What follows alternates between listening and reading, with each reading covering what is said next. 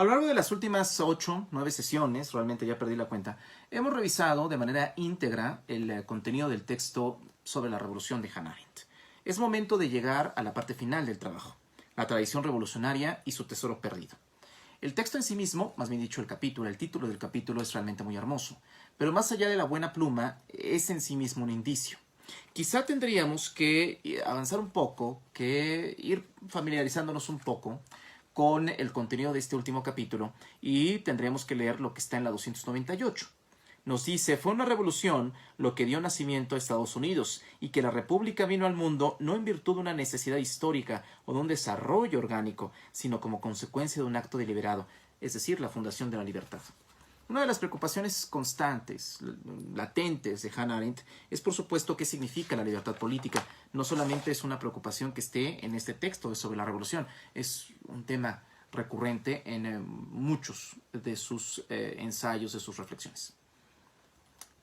Lo que concluye Hannah en torno a esta pregunta, ¿qué significa la libertad política? Es, no importa qué contenido tenga la libertad política. Lo que importa es que en primer plano esté el derecho a participar en el gobierno. Si en el primer plano no está el derecho a participar en el gobierno, entonces la libertad política no tiene ningún sentido y por tanto está vaciada de contenido. ¿Esto qué tiene que ver con la tradición revolucionaria y su tesoro perdido? Más allá de la belleza, comencé con eso, más allá de la belleza del título y de la buena pluma, es en sí mismo un indicio. Nos dice, o más bien dicho, nos advierte, que la revolución comenzó en una dimensión y que una vez que el clímax revolucionario, independientemente de si fueron revoluciones exitosas o no exitosas, una vez que la revolución arrojó instituciones de gobierno o la revolución claudicó frente a instituciones de gobierno, o sea, una vez que la pujanza, la potencia, esta fuerza, esta puissance revolucionaria terminó, esta marejada, este huracán revolucionario feneció, esa dimensión donde comenzó, las instituciones de gobierno que arrojaron las revoluciones lo hicieron pedazos. Es decir, hay una suerte de pie grande, hay una suerte de indicio que no encontramos por ningún lado. Justo la dimensión donde surgió la revolución es una dimensión que no sobrevivió a las revoluciones. Y entonces está muy interesante el capítulo final, porque ya si ustedes se están dando cuenta de que está pensando no tanto haciendo política comparada, sino regresando a la teoría política. Por eso le molestaba muchísimo que le dijeran filósofa, aunque sí tiene muchos textos de filosofía política. Ahí están las conferencias sobre la filosofía política de Kant, ahí está en la parte del diario filosófico, hay un cuaderno dedicado completamente a Kant, por supuesto la tesis doctoral que es el San Agustín, en fin, ¿no? O sea, claro que tiene reflexiones de carácter filosófica, pero la filosofía como pretexto, o más bien dicho, la filosofía como camino para hacer auténtica teoría política, que será siempre la enseñanza de la propia Hannah. Y entonces, ya está pues desligado de la metodología histórico-comparativa que mantuvo durante los capítulos anteriores, ¿no? Haciendo saltos a Francia, haciendo saltos a Inglaterra, a Estados Unidos. O sea, realmente ya está en un terreno estrictamente teórico.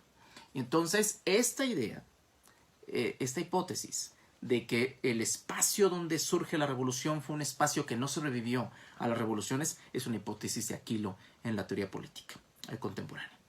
Bueno, ¿cuál es? Habrá que ir un poco desmenuzando el tema.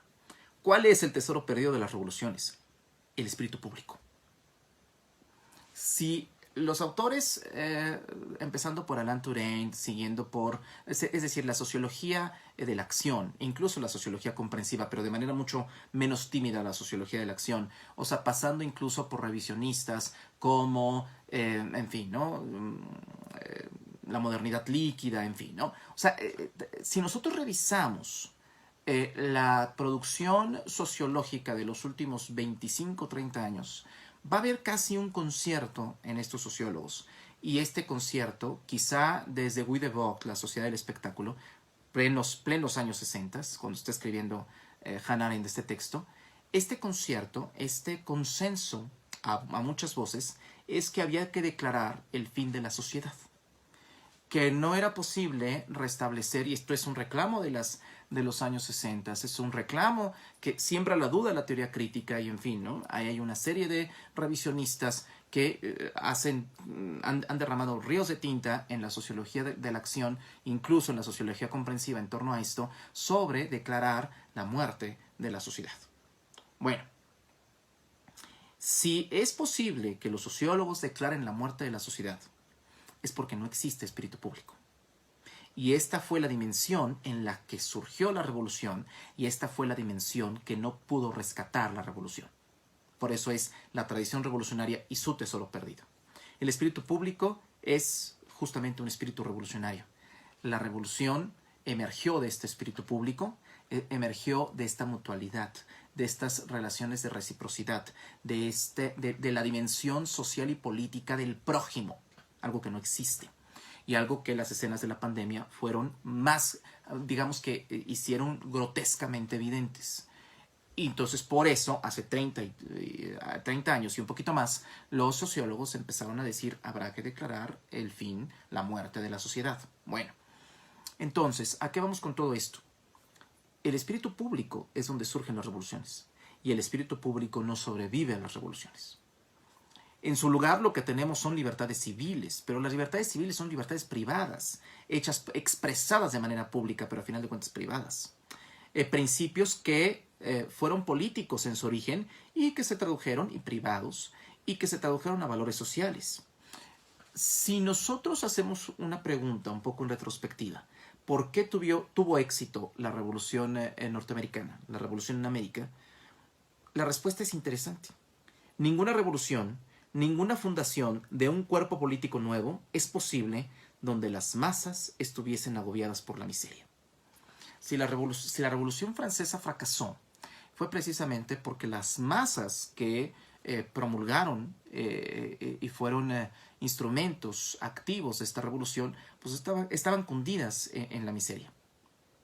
Si la revolución en América progresó, fue porque las específicas circunstancias del colonialismo norteamericano hicieron que la miseria, aunque existiera, el esclavismo, aunque existiera, no estaban, digamos que, extendidas a las masas, porque en sí mismo no había masas, había notables, que eran parte, we the people, nosotros el pueblo como cuerpo político que toma las decisiones. Y entonces había un poco congraciándose, un poco repitiéndose extemporáneamente el mismo esquema ateniense, el mismo esquema de la antigua Grecia.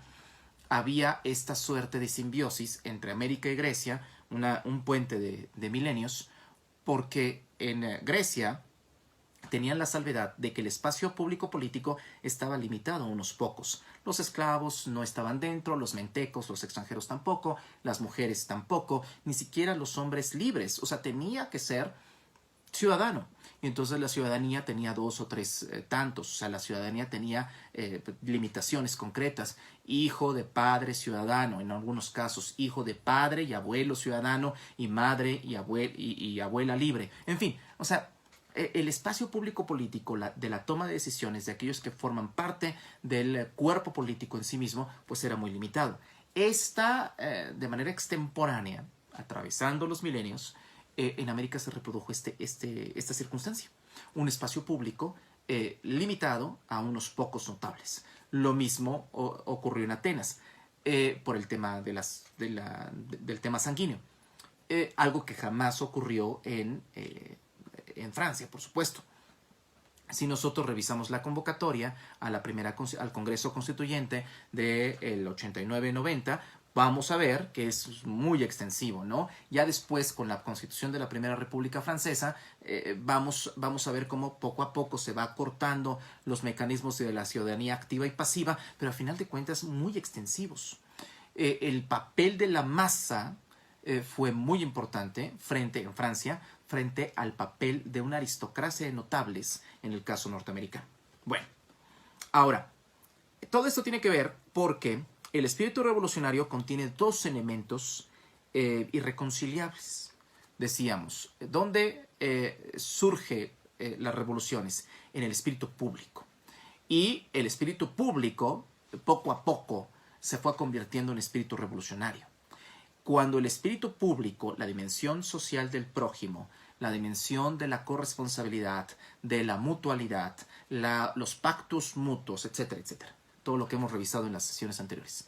Cuando el espíritu público se fue convirtiendo en un espíritu con un camino decididamente revolucionario, empieza a contrapuntearse. ¿Qué es lo que nos está diciendo? Que empiezan a surgir dos fuerzas en una especie de...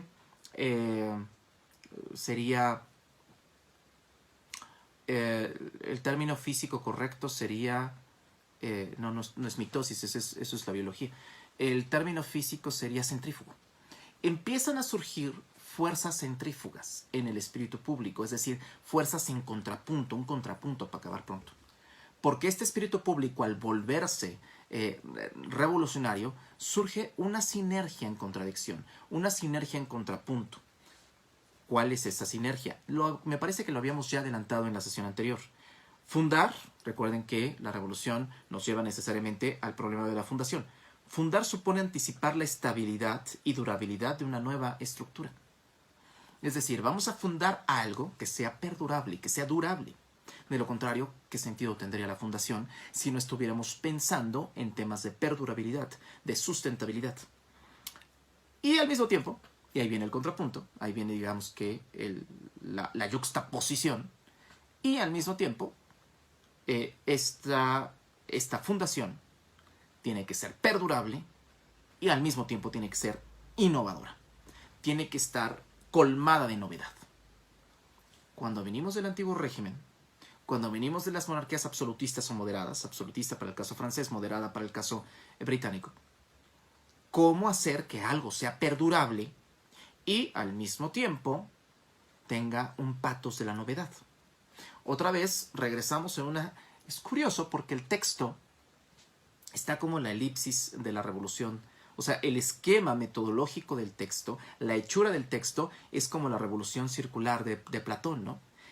Si ustedes se están dando cuenta, parece que hemos vuelto al tema de la primera sesión. Por supuesto, el tema de fundar nuevas instituciones va a ser un elemento que el conservadurismo va ahí a colocar sus raíces, y la idea de la innovación, de la novedad, del pathos de la novedad, pues va a ser el liberalismo progresista el que va a sacar cuño de todo esto. ¿Qué quiere decir? Que el espíritu público, cuando tuvo una dirección abiertamente revolucionaria, empezó a contrapuntearse entre dos fuerzas completamente resolubles: el liberalismo y el conservadurismo. Hacer estructuras sustentables, duraderas, perdurables, pero al mismo tiempo que no perdieran el sentido de la innovación y el sentido del pathos de la novedad, que lograran diferenciarse de lo que vienen atrás, porque entonces, ¿cómo diferenciar el antiguo régimen del nuevo régimen si es exactamente lo mismo? Bueno, ¿cómo lo hicieron tanto en Francia como en América? Eligieron la república. Ya lo sabemos. Ahora la pregunta es, ¿por qué eligieron la república? ¿Por qué tuvieron que irse a Roma? O porque la república, de acuerdo a la visión que tiene Hannah Arendt, ofrecía mayor durabilidad. Esto explica mayor persistencia. Esto explica el enorme respeto que los hombres ilustrados, revolucionarios del siglo XVII y XVIII, mostraron por los cuerpos políticos de Esparta y, por supuesto, Venecia. Incluso decía el propio Hamilton, lo único que puede frenar la impunidad de la democracia es un cuerpo permanente. A ver, la tensión está ahí. Esta tensión entre instituciones perdurables y el pathos de la novedad no es otra más que la tensión de las fuerzas vivas, no es otra más que la reproducción y traducción de las fuerzas vivas de la propia revolución, fuerzas populares, frente a el espíritu notable y aristocrático de los hombres revolucionarios. Porque para poder diseñar instituciones se tiene que saber de la naturaleza pública. Y para saber de la naturaleza pública política, pues no puede ser, y mucho menos en el siglo XVIII y XIX, no puede ser un cualquiera, no puede ser un don nadie, no puede ser un profesor universitario. O sea, tienes que ser una persona aristocrática. Por las circunstancias económicas, la disparidad, la marginación propia de los siglos XVIII y XIX. Creo que tendremos que ir a la página 312 del texto. Vamos a ver qué nos dice en la 312. Esta es la razón por la cual los padres fundadores, continúa Hannah Arendt, se inclinaron a identificar el gobierno basado en la opinión pública con la tiranía. En este sentido, la democracia fue para ellos una nueva forma de despotismo. Su aborrecimiento de la democracia no era tanto resultado del viejo temor que suscitaba el libertinaje o la posibilidad de la lucha de facciones, como de su aprehensión ante la inestabilidad básica de un gobierno desprovisto del espíritu público y gobernado por pasiones unánimes. A ver, una vez más, en este trauma, en esta contradicción, en este contrapunto de fuerzas. Decíamos, el conservadurismo, el liberalismo progresista, instituciones sustentables, duraderas, perdurables, pero al mismo tiempo el patos de la novedad y de la innovación. ¿Cómo resolver este problema? Esto no es otra cosa más que la traducción de las fuerzas populares vivas, la puissance révolutionnaire, las fuerzas vivas de la revolución, que eran populares, el sansculottismo, el sansculot sin calzones, el sansculotismo francés, la plebe en acción. Y por otro lado, los hombres doctos e ilustrados, que conocían de la naturaleza de la vida pública política, que tenían un sentido completamente aristocrático y que querían enmendar el camino de sus estados. Por supuesto, unos gritaban y los otros decidían. Estos que decidían empezaron a sentir, tanto en Francia como en América, pero muchísimo más en América que en Francia, empezaron a sentir un terror frente a el sansculotismo, frente a los sin calzones, frente al populacho. Sansculot era una bancada concreta en el Congreso Constituyente de la Primera República Francesa y así se identificó, ¿no? Habían varias bancadas, hago una pausa, ¿no? No es un tema de discriminación ni nada por el estilo. O sea, hago una pausa. O sea, estaban los montañeses, estaban los sansculots, estaban los jacobinos, o sea, así se les llamaba, ¿no? Los montañeses precisamente venían de las altas montañas, los girondinos, en fin, ¿no? O sea, los sansculots pues eran los que tenían en los congresos revolucionarios, sobre todo en la construcción, en el Congreso Constituyente de la Primera República Francesa, eran aquellos que pues tenían las demandas más populares y que venían, sus representaciones venían de los orígenes más bajos. Entonces, una vez aclarado el tema, los hombres notables que estaban diseñando instituciones, que estaban haciendo, no refundando Roma, sino haciendo una nueva Roma, les empezó a despertar una aversión increíble en la democracia. La democracia relacionada con el despotismo. ¿El despotismo de qué? De los humores populares, el despotismo de las emociones. Y entonces, poco a poco, Hannah va caminando en la 327 y nos dice en otra cita. Las citas anteriores nos muestran, en pocas palabras, que todo el problema de la representación, uno de los temas más fundamentales e inquietantes de la política moderna a partir de la época de las revoluciones, supone en realidad la necesidad de decidir previamente acerca de la propia dignidad de la esfera pública. La representación, el pueblo está representado porque está ausente, pero la representación es la solución de un problema: cómo dotarle dignidad al cuerpo político.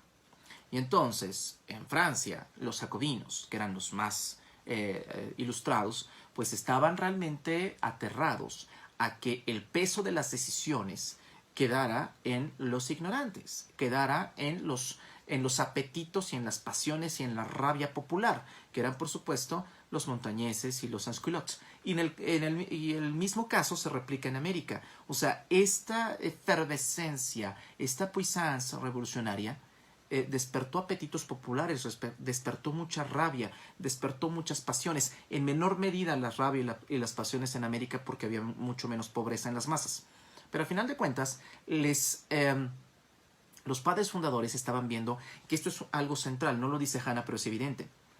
Los que diseñaron, los revolucionarios profesionales, para el caso concreto de Francia, estaban viendo a los 3 meses. Tenían una visión de corto plazo.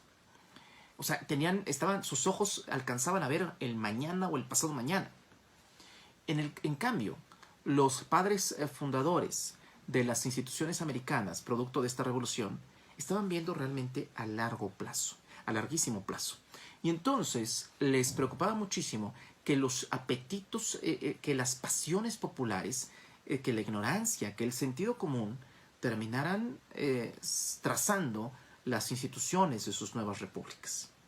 Y entonces, si nosotros nos damos cuenta, la libertad pública versus la miseria, la voluntad general versus el espíritu público, el monopolio gubernamental versus la distinción entre poderes. Y nos dice Hanna, el choque de estos tres frentes puso de relieve un profundo desacuerdo entre los hombres que habían hecho la revolución y la idea que tenía el pueblo acerca de lo que debía y podía ser una revolución. La discordia entra en escena. ¿Y por qué la discordia entra en escena? Porque si estas masas de desgraciados fueron parte de las revoluciones, cuando los hombres profesionales, cuando la aristocracia que no venía de la nobleza, sino la aristocracia alternativa, que era la aristocracia revolucionaria, empieza a diseñar nuevas instituciones, oh sorpresa, el desencanto empieza a crecer con respecto a estas masas. Y entonces el desencanto va entrando.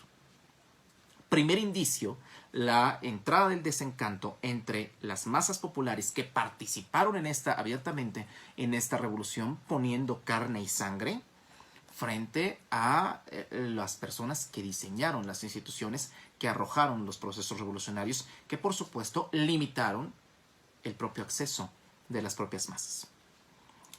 Hay una lectura más que quiero hacer, en la 342, y nos dice: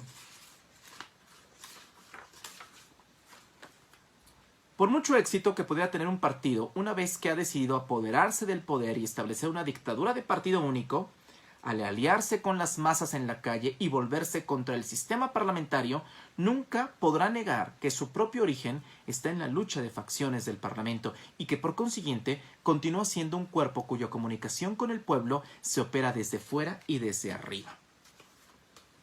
¿Qué pasó y qué fue lo que literalmente ocurrió? Decíamos, las revoluciones empiezan a arrojar instituciones, pero estas instituciones provienen ¿de dónde? De las fracciones parlamentarias. Y las fracciones parlamentarias, los grupos parlamentarios, al institucionarse, se transforman en partidos políticos. Los partidos políticos le cierran la puerta a las masas que hicieron posible su ingreso, porque no es lo mismo que las cosas se decidan entre el clero, la nobleza, el ejército, entre los gremios y estamentos que vienen del antiguo régimen con las variables de orden herederas del modelo corporativo medieval, a partidos políticos, donde cualquiera, girondinos, montañeses, jacobinos, en fin, sansculottes, donde cualquiera, independientemente de su origen, independientemente... Una de las grandes transformaciones que dieron cuño a las propias revoluciones fue el hecho, y que quizá esto para nosotros en la tradición ni siquiera hispanoamericana, en la tradición latinoamericana no tenga tanto peso, pero para Europa sí lo tiene, y para América sí lo tiene. El hecho de que la tierra no representara no fuera ya una distinción entre señor y vasallo. El hecho de que el nacimiento ya no fuera una distinción entre señor y vasallo. El gran arcana imperi, la tierra prometida que ofrecía la revolución, es que no importa tu origen, puedes participar y eres parte activa de aquellos que toman las decisiones. Y que sin importar tu origen, sin importar si tienes tierra o no tienes tierra, sin importar si eres señor o eres vasallo, eres un ciudadano. Y entonces el gran dulce, el gran postre que ofreció las revoluciones fue un mecanismo de concordia. Por eso es fraternidad, libertad, igualdad y fraternidad. un mecanismo de concordia, un mecanismo de fraternidad espectacular, donde sin importar la sangre, sin importar el apellido, sin importar la cuna, sin importar la propiedad e incluso sin importar el talento, seas capaz de ser parte de aquellos que toman las decisiones. En un texto recientemente publicado de Hannah Arendt, por supuesto un texto que se encontraba en la biblioteca del Congreso norteamericano, La libertad de ser libres, me parece que le titularon, recientemente traducido primero al alemán, después al inglés y ya hace un par de años al español. Hay una parte muy bonita que realmente es un complemento a ese trabajo, pequeño ensayo, al texto que estamos analizando sobre la revolución.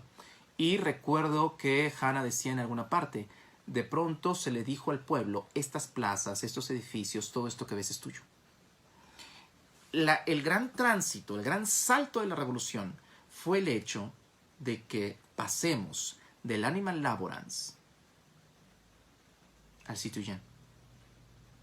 Del animal que trabaja, del homo faber, del hombre que está en la fábrica, atravesado la revolución industrial, a el hombre que es capaz de ser libre de su propio destino y que es dueño de su propio destino y sobre todo que puede cambiarlo. Ese fue el gran éxito. Ese fue el gran éxito de taquilla, como si habláramos de Star Wars, o como si habláramos de Titanic, o como si habláramos de algún éxito taquillero del cine. Ese fue el gran éxito de taquilla de la revolución. Que yo puedo ser algo mejor a lo que soy. Eso fue lo que vendió como pan caliente en el siglo XVIII y en el siglo XIX. Y por supuesto se la tragaron. Claro que una vez que se la tragaron, con lo que implica esto, pues, oh sorpresa, viene la estructura oligárquica, vienen las instituciones y entonces viene la representación política. Que la representación política, como decíamos hace un momento, tiene por efecto darle dignidad a la vida pública. Y entonces el pueblo no estaba representado, más bien dicho, está representado porque está ausente y está representado por fracciones en los congresos, emanados del proceso revolucionario. Y en la medida en que estos congresos se fueron institucionalizando, en esa medida se convirtieron en partidos políticos.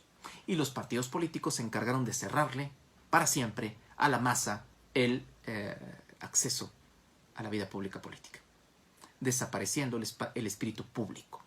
Y entonces, desencanto y oligarquización fueron dos elementos que conjuntamente hicieron posible la desaparición de este espíritu público.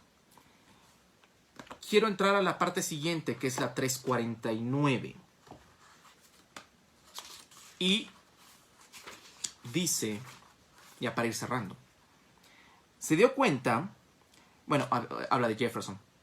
Jefferson se dio cuenta que el peligro mortal para la República consistía en que la Constitución había dado todo el poder a los ciudadanos, sin darles la oportunidad de ser republicanos o de actuar como ciudadanos. En otras palabras, el peligro consistía en haber dado todo el poder al pueblo a título privado y en no haber establecido ningún espacio donde pudiera conducirse como ciudadanos.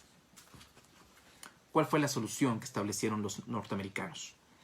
En el caso francés, a través de los partidos políticos, a través de la ley de hierro de la oligarquía, de la tendencia oligárquica que se encuentra en un sistema de partidos, pues evidentemente se le cierra las puertas al pueblo. Fue como cuando Carl Schmitt en Legalidad y Legitimidad nos decía, la legalidad les cierra el paso, los procedimientos legales les cierran el paso a la propia constitucionalidad. A través de la legalidad se le puede cerrar el paso a la propia constitucionalidad. Bueno, exactamente igual. A través de las cámaras, a través de las representaciones que arroja el proceso revolucionario, se le cierra la puerta a la revolución y por tanto a la energía transformadora de lo popular para pues mantenerlos en digamos que alejados del proceso que toma las decisiones. Ahora, ¿quiénes fueron? Aquí la pregunta es, ¿cómo lo resolvieron los norteamericanos? Los norteamericanos lo resolvieron de una forma muy interesante, gradando, es decir, distritos, asambleas distritales. ¿Cómo ser republicano? ¿Cómo el pueblo norteamericano puede ser republicano? si no le das las instituciones para ser republicano. Es decir, nadie es republicano por decreto, nadie es demócrata por decreto. Necesitas las instituciones que también sean republicanas y que permitan que el republicanismo, que la democracia, se convierta en una forma de vida. Recordemos que los griegos entendían por forma de gobierno forma de vida. ¿Cómo resuelven los norteamericanos la participación del pueblo de manera estructurada y organizada a través de asambleas distritales? Es decir, gracias al federalismo, sacan a las masas de las grandes decisiones nacionales, pero las limitan a las asambleas distritales, donde son en sí misma la célula de todo el sistema político norteamericano. Cerramos con esto. ¿Quiénes forman la esfera pública en América? Los delegados del pueblo, no el pueblo. Y por eso, esta lectura que acabamos de comentar. Jefferson se dio cuenta que el peligro mortal para la República consistía en que la Constitución había dado todo el poder a los ciudadanos sin darles la oportunidad de ser republicanos o de actuar como ciudadanos. Y bueno, ya un poco para ir cerrando el trabajo de Hanna, nos dice: el papel de los revolucionarios profesionales normalmente no consiste en hacer una revolución, sino en llegar al poder una vez que aquella se ha producido. Pensemos en la Revolución Mexicana, que ya lo hemos contado, la última revolución heredera del modelo de la Revolución Francesa. Por supuesto, los revolucionarios fueron Villa, Zapata, Orozco, los Flores Magón, en fin, ¿no? Hombres que en su inmensa mayoría no tenían, pues, estudios. ¿Quiénes fueron los revolucionarios profesionales? Hombres que sí tenían formación, hombres que sí tenían estudios. Carranza, por supuesto, Madero, Felipe Ángeles, Pino Suárez, etcétera, etcétera, etcétera, ¿no? Y recordemos que